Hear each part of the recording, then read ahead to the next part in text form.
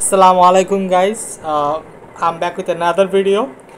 আজকে আমি আমার ইউটিউবের 51তম ভিডিও নিয়ে ইউটিউবে রিটার্ন করতেছি।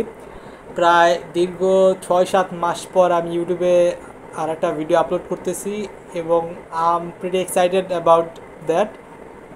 সো এই ভিডিওটা আমার 50তম ভিডিওর পার্ট 1 ছিল, 50 ভিডিওটা, এবং এই ভিডিওটা হচ্ছে পার্ট 2 ওই ভিডিওটার।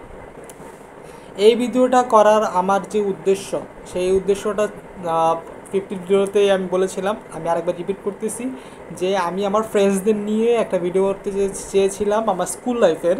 এবং আমার স্কুল লাইফে আমি বাংলাদেশের 3টি স্কুলে পড়ি এবং এই 3টা স্কুলই মোটামুটি অনেক নামকরা স্কুল ছিল।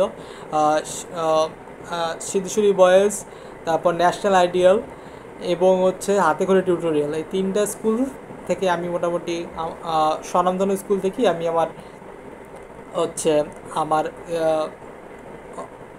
নিম্ন মাধ্যমিক, মাধ্যমিক, প্রাথমিক এবং হচ্ছে প্রাক প্রাথমিক এই পর্যায়ের আমার পার করেছিলাম এই স্কুলের এই এই এই স্কুলগুলো থেকে। সো এখন আমি এই ভিডিওটা করার আমার যে উদ্দেশ্য ছিল, সেই উদ্দেশ্যটা মোটামুটি ক্লিয়ার, যে আমার ফ্রেন্ডদের নিয়ে আমি বলতে চেয়েছিলাম 6-7 মাস কেন আমার গ্যাপ গেল, এটা নিয়ে অনেকে কোশ্চেন থাকতে পারে। যারা আমার রেগুলার ভিউয়ার্স আছেন তারা হয়তো বা জানেন যে আমি এই 6-7 মাস মূলত আমার ইন্টারমিডিয়েটে আমি মাইলস্টোন কলেজে পড়াশোনা করতেছি, যার কারণে আমার হচ্ছে এই পড়াশোনার ব্যাপক চাপের কারণে, স্টাডি প্রেশারের কারণে আমি হচ্ছে এই 6-7 মাস কোনো ধরনের ভিডিও আপলোড করতে পারিনি। পাশাপাশি হচ্ছে যে আমার প্রধান কথা হচ্ছে সময়টা আমি করে উঠতে পারিনি, যেহেতু আমি একজন ছাত্র মানুষ। বাট আমি তারপরও অনেক দিন যাবতই চেষ্টা করতেছিলাম একটা ভিডিও আপলোড দেওয়ার। যদিও হচ্ছে রিসেন্ট টাইমসে আমি একটা পোস্ট দিই এবং পোস্টের মাধ্যমে আমি জানাই যে আমার ভিডিও আসতেছে। সো আপনাদেরকে আমি আর একটা ভিডিও নিয়ে আপনাদের সামনে এসে পড়লাম। এখন আমি আর কোনো ধরনের বিলম্ব না করে ডিরেক্ট টপিকে জাম্প করি। আমার লাস্ট ভিডিওতে আমি মোট 21 জন ফ্রেন্ড নিয়ে কথা বলেছিলাম। এই ভিডিওতে আমি কথা বলবো আমার আরও 10 জন ফ্রেন্ড, এবং আমি বলবো যে এই ভিডিওতে যেই 10 জন ফ্রেন্ডকে নিয়ে আমি কথা বলবো তারা হচ্ছে আমার স্কুল লাইফে আমার দেখা সবচেয়ে মেধাবী বন্ধুগুলোর মধ্যে অন্যতম। সো এই 10 জনকে নিয়ে আমি কথা বলা স্টার্ট করে দিই। 6-7 জন বাংলাদেশের শীর্ষমানের কলেজগুলো পড়াশোনা করতেছে। So let's be started. ফার্স্টে যার নাম আমি বলবো সে হচ্ছে আমার খুবই কাছের বন্ধু আহমেদ সাজিদ। আহমেদ সাজিদ আমার স্কুল লাইফে খুব কাছের বন্ধু ছিল, তার সাথে আমার সম্পর্ক খুব ভালো ছিল। তাকে তার সাথে সম্পর্কে আসলে বলার মতো, সে খুবই ইন্ট্রোভার্ট পার্সোনালিটির ছিল, কিন্তু সে হচ্ছে যথেষ্ট ভালো ব্যবহার প্রদর্শন করেছিল সে যখন তার আমার সাথে ছিল স্কুল লাইফে। যদিও বর্তমানে সে কোন কলেজে পড়তেছে সে সম্পর্কে আমি বলতে পারবো না ঠিক, কিন্তু স্কুল লাইফে তার তার ব্যবহার, আচরণ এবং কখনো রং কাজ করতে আমি তাকে দেখিনি। এই জিনিসগুলো সবসময় তার ব্যাপারে আমার কাছে সবসময় উল্লেখযোগ্য থাকবে। দ্বিতীয়ত যে মানুষটার নাম আমি বলবো সে হচ্ছে জাহিন ওয়ালিফ। জাহিন ওয়ালিফ আমার স্কুল লাইফে আমার স্কুলে ছিল না, সে ছিল মতিঝিল গভর্নমেন্ট বয়েজ স্কুলে, এবং সেই স্কুলে সে জিপিএ প্রাপ্ত ছিল, কিন্তু আমাদের যে মাধ্যমিক পরীক্ষা হয়েছিল সেখানে, এবং সে পরবর্তীতে আমার সাথেই তাকে আমি মাইলস্টোন কলেজে আসার আসলে তাকে পরামর্শ দিই, এবং সে মাইলস্টোন কলেজ চয়েস দিয়েছিল সাথে। যদিও তার নাম্বারটা কম থাকার কারণে প্রথম 6টা কলেজ তার আসেনি, যার কারণে 7ম কলেজ হিসেবে মাইলস্টোন কলেজ আসে। এবং সে তার কাছ থেকে আমার সাথে বন্ধুত্ব হওয়া মানে আপনাকে অবশ্যই একজন ভালো মানুষ হতে হবে। এটা আপনি ফরচুনেটলি বলতে পারেন, আনফরচুনেটলি বলতে পারেন, যাই বলেন না কেন, ভালো মানুষ ছাড়া আসলে আমার বন্ধু হওয়াটা আসলে এতটা সহজ নয়। সো আপনাকে ভালো মানুষ হতে হবে। সো অবশ্যই জাহিন ওয়ালিফ এবং এই লিস্টে যতগুলো মানুষের নাম আমি উল্লেখ করেছি সবাই ভালো মানুষ, কিন্তু জীবনে কিছু হয়তোবা তারা মানুষ হিসেবে কিছু ভুল করতে পারে, মানুষ মাত্রই ভুল, এটা অবশ্যই ক্ষমাযোগ্য। এবং হচ্ছে যে অনেক ভালো গুণ আছে তাদের, এই সম্পর্কে আমি আসলে আমার এই ভিডিওগুলো বানাচ্ছি। তো টপিকে ব্যাক করি। জাহিন ওয়ালিফ হচ্ছে আমার খুব ভালো একজন বন্ধু ছিল, তার সাথে আমার ক্লাস 9 থেকে পরিচয় ছিল। হালিম স্যার নামে একজন স্যারের কাছে আমরা ইংলিশ পড়তাম, এবং জাহিন ওয়ালিফও তার কাছে ইংলিশ পড়তো, এবং আমাদের মধ্যে যথেষ্ট ভালো সম্পর্ক ছিল। যদিও রিসেন্ট টাইমসে তার সাথে আমার কোনো যোগাযোগ হয় না, কারণ আমাদের ফ্রেন্ডশিপটা এখন আর নেই, মূলত জাহিন ওয়ালিফের দোষের কারণেই। হয়তো এই নিয়ে আমি অন্য এক সময় আলোচনা করব, নাহলে ভিডিওটা অনেক লেন্দি হয়ে যাবে, আর অবশ্যই এত লেন্দি ভিডিও আপনারা দেখতে পছন্দ করবেন না। জাহিন ওয়ালিফ সম্পর্কে আর বলতে গেলে, সে আমার সাথে যথেষ্ট ভালো ব্যবহার করেছিল, কিন্তু হয় না যে আপনার বন্ধু, আপনি কিন্তু বন্ধুদেরকে চয়েস হিসেবে রাখতে পারেন না কখনো। এটা কিন্তু আপনাকে সবসময় মনে রাখতে হবে যে আপনি আপনার বন্ধুদের কখনই চয়েস হিসেবে রাখতে পারবেন না। আপনার বন্ধুরা আপনার কাছে সবসময় গুরুত্বপূর্ণ হওয়া উচিত, নাহলে আসলে কোনো সম্পর্কে গুরুত্ব না থাকলে সেই সম্পর্ক টিকে না। ঠিক জাহিন ওয়ালিফেরও এই সমস্যাটাই ছিল যে তার কাছ থেকে আসলে বন্ধুত্বের জন্য যে গুরুত্বটা আমার পাওয়ার কথা ছিল সেই গুরুত্বটা আমি পাইনি, যার কারণে আমাদের সম্পর্ক আনফর্চুনেটলি বলেন বা ফর্চুনেটলি বলেন টেকেনি। তারপর সে তার স্কুল তো সম্পর্কে আমি বললামই, এবং এরপরে আমার যে বন্ধুর নাম আসবে সে হচ্ছে জারির মাহমুদ। জারির আমার সাথে ন্যাশনাল স্কুলে ছিল এবং আমার স্কুলের টপার ছিল। পরবর্তীতে সে বর্তমানে গভর্নমেন্ট সায়েন্স কলেজ তেজগাঁওতে পড়াশোনা করতেছে এবং যথেষ্ট ভালো মানের একজন স্টুডেন্ট সে, এবং যথেষ্ট ভালো মানের মানুষও সে, এবং যথেষ্ট ভালো মনের মানুষও সে। এবং জারিরকে নিয়ে বলার মতো কথা হলো, তার সাথে আমার হয়তো জীবনে কখনই সরাসরি কোনোদিন কথা হয়নি, যদিও অনলাইনে কথা হয়েছে, কিন্তু আমাদের মধ্যে একটা ভালো সম্পর্ক আছে। এবং তার একটা একটা মানুষের সাথে যখন আপনি কথা বলবেন, তখন মানুষের সাথে ভালো সম্পর্ক আপনার তখনই গড়ে উঠবে যখন সে মানুষটা আপনাকে সম্মান দেবে। মানুষটা আপনার সাথে খুব ভালোভাবে কথা বলবে, এবং মানুষটা আপনাকে তার সাথে কথা বলে যেটা আরাম পাওয়ার একটা বিষয় আছে, সেই বিষয়টা কিন্তু জারির মাহমুদের সাথে কথা বলে পাওয়া যায়। এবং সে যথেষ্ট ভালো করুক জীবনে, এই প্রত্যাশাই থাকবে, এবং সে যথেষ্ট ভালো করেছে জীবনে। তার স্বপ্ন বুয়েট ঢাকা মেডিকেল কলেজ, সেইখানে সে যেতে পারে সেই আশাই করব। এরপর আমার আরেক বন্ধুর নাম হচ্ছে ইফতেখার আজম ভুঁইয়ান। ইফতেখার আজম ভুঁইয়ান আমার স্কুল লাইফের ফ্রেন্ড বলতে হচ্ছে, আমরা নরডম কলেজ অ্যাডমিশন টেস্টের জন্য কোচিং করতাম সানরাইজ সিদ্ধেশ্বরী ব্রাঞ্চে, সেখানে ইফতেখারও কোচিং করতো, এবং সে যথেষ্ট ভালো কম্পিটিশন দিত আমাকে। হয়তো আমি যদি কোনো পরীক্ষায় 24 পেতাম, সে 23 পেত, কোনো পরীক্ষায় ও 24 পেলে আমি 23 পেতাম, এরকম ধরনের কম্পিটিশন ছিল। 25 মার্কের পরীক্ষা এমসিকিউগুলো। সো ইফতেখার সম্পর্কে আর বলার মতো বিষয় হচ্ছে, সে বর্তমানে মাহবুবুর রহমান মোল্লা কলেজে পড়াশোনা করতেছে, এবং সেও যথেষ্ট ভালো মনের একজন মানুষ, এবং তার কাছ থেকে আমি অনেক সম্মান পেয়েছি। কিন্তু সমস্যাটা হচ্ছে যে ইফতেখারের সমস্যা কম্পিটিশন এবং ফ্রেন্ডশিপ, এই দুইটা জিনিসকে কিন্তু ব্যালেন্সে রাখতে হয়। এই জিনিসটা কিন্তু আমি তার মধ্যে কোনো জায়গায় আংশিক মিসিং দেখেছি, আর এই মিসিং দেখাটাই মূলত আমি মনে করি তার ত্রুটি হতে পারে। এছাড়া আসলে ইফতেখারের সাথে আর কোনো ধরনের ত্রুটি খুঁজে পাওয়া আমার পক্ষে সম্ভব হয়নি। এরপরে আমার আরেক বন্ধু সতেজ, সেও গভর্নমেন্ট সায়েন্সে পড়ে, এবং আমাদের জারির মাহমুদ ভাইয়ের সাথে, আমি ভাই হিসেবে উল্লেখ করতেছি, সাথে সে প্রথম দিকে সেকশনে স্টুডেন্ট ছিল।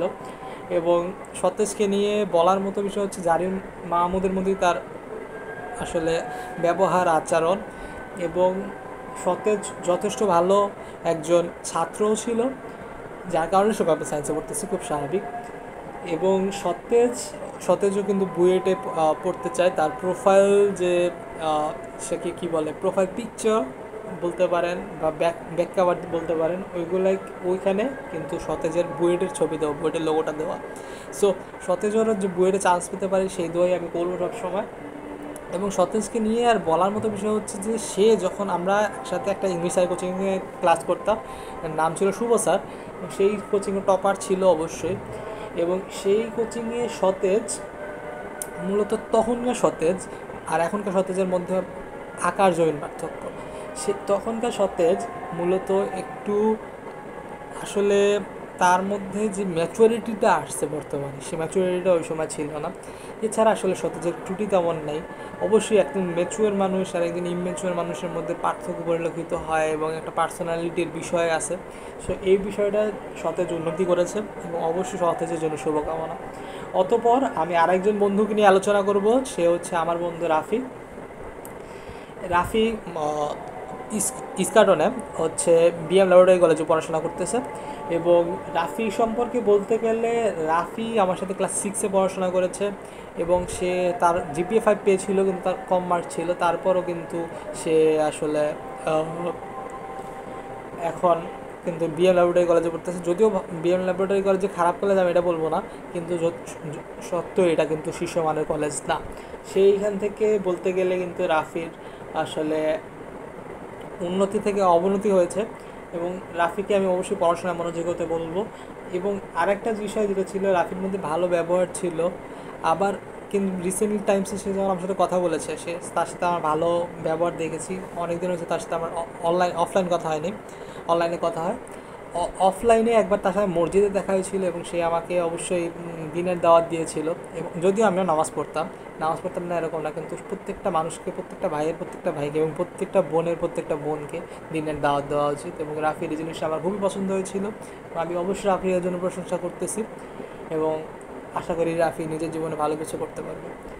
অতঃপর আমার অন্য আরেকজন বন্ধু হচ্ছে আহমেদ সাফওয়ান। আহমেদ সাফওয়ানও গভর্নমেন্ট সায়েন্সে পড়ে এবং সাফওয়ান আলমগীর স্যারের কোচিংয়ে, আরেকজন ইংলিশ স্যার যার কাছে আমি পড়তাম, সেই আলমগীর স্যারের কোচিংয়ের টপার ছিল। যদি প্রথম দিকে আমি টপার ছিলাম। আহমেদ সাফওয়ানও আসলে প্রথম সেকশনের স্টুডেন্ট ছিল এই সতেজ এবং জারিরের সাথে। সো আহমেদ সাফওয়ানকে নিয়ে বলতে গেলে আসলে এছাড়া বিশেষ কিছু যে নেই, তার চরিত্র যে পরিলক্ষিত হয়েছিল আমার চোখে এরকম না। এবং অবশ্যই সে যথেষ্ট ভালো একজন মানুষ এবং ভালো মানসিকতার মানুষ, এবং আশা করি তারও স্বপ্ন জারির এবং সতেজের মতো বুয়েট ঢাকা মেডিকেল, সেখানে যেন সে চান্স পায় এবং দেশের জন্য কাজ করতে পারে। অতঃপর আমার আরেকজন বন্ধু হচ্ছে অন্তর। অন্তর মূলত আমি যদি বলি, আমার আজকে যে 10 জনের কথা আমি বলবো, এই 10 জনের মধ্যে অন্তর কিন্তু সবচেয়ে স্ট্রাগলিং স্টুডেন্ট ছিল।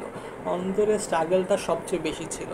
যা কারণ হচ্ছে অন্তর মূলত ফুড পান্ডায় চাকরি করতো এবং তার মূলত নিজের সমস্যার কারণেই। সো ফ্যামিলি এবং এবং নিজের সমস্যাগুলোকে, লাইফকে ব্যালেন্স করতে শেখাটা আমি অন্তরকে পরামর্শ দিব। এছাড়া অন্তরের প্রতি বিশেষ কোনো পরামর্শ নেই, যথেষ্ট ভালো মানুষ, বেস্ট অফ লাক বাড়ি। এছাড়া ওকে আসলে তেমন কিছু বলার নেই। এরপর আমার আরেকজন বন্ধু হচ্ছে মুশফিক ফারহান। মুশফিক ফারহান বর্তমানে ইম্পেরিয়াল কলেজে পড়াশোনা করতেছে এবং ইম্পেরিয়াল কলেজে অবশ্যই যথেষ্ট স্বনামধন্য একটি কলেজ। এবং মুশফিক ফারহান কিন্তু আমার সেকশনে টপার ছিল। কখনো আমি টপ করতাম, কখনো মুশফিক ফারহান টপ করতো, এরকম ছিল। এবং মুশফিক ফারহানের সে তার ফিজিকে অনেক একটা পরিবর্তন এনেছে, যেটা যথেষ্ট ভালো একটা জিনিস। সবারই নিজেদের শরীর সচেতন হওয়া উচিত। মুশফিক ফারহানও নিজের শরীর সচেতন। এছাড়া মুশফিক ফারহান জীবন আগিয়ে যায় এবং সৎপথে থাক, এই জিনিসটাই মুশফিক ফারহানের প্রতি আমার বলার থাকবে। এছাড়া তেমন কিছু বলার নেই। এরপরে আরেকটি নাম হচ্ছে সুদীপ্ত হালদার। সুদীপ্ত হালদার আমার খুব কাছের বন্ধু ছিল, ক্লাস 3 থেকে সে আমার বন্ধু ছিল। এবং সুদীপ্তকে নিয়ে বলার মতো হচ্ছে যে সে যথেষ্ট ভালো একজন মানুষ। সে কোন কলেজে পড়ে সেটা আমার বর্তমানে জানা নেই। সে এসএসসিতে 4.40 পেয়েছিল এবং হচ্ছে তাকে বলতে গেলে সে আসলে ছাত্ররা, আমি সাদিউর রহমান সৌরভ নিয়ে গত ভিডিওতে বলেছিলাম, যদি না দেখে আসেন তাহলে আমি ডিসক্রিপশন বক্সে ভিডিও লিঙ্কটা দিয়ে দেবো, তাহলে ভিডিওটা অবশ্যই দেখে আসবে। সেই ভিডিওতে কিন্তু বলেছিলাম যে সাদিউর রহমান সৌরভ হচ্ছে যে ছাত্ররাজনীতির সাথে অপ্রত্যক্ষভাবে জড়িত ছিল, এরকম সুদীপ্ত হালদার অপ্রত্যক্ষভাবে জড়িত ছিল। সো এগুলো থেকে ছাত্র রাজনীতি করো, কিন্তু সেটা দেশের এবং জাতির উন্নতির জন্য, এবং পারলে সেটা বিশ্ববিদ্যালয় জীবনে করতে আমি তাদেরকে পরামর্শ দিব। এরপরে আমার আরেকজন বন্ধুর নাম হচ্ছে শিহাব। শিহাবকে নিয়ে যদি আমি কিছু বলতে যাই, তাহলে শিহাব হচ্ছে একজন মুনশাদুর পাবলিক কলেজে পড়াশোনা করতেছে, সায়েন্সে না।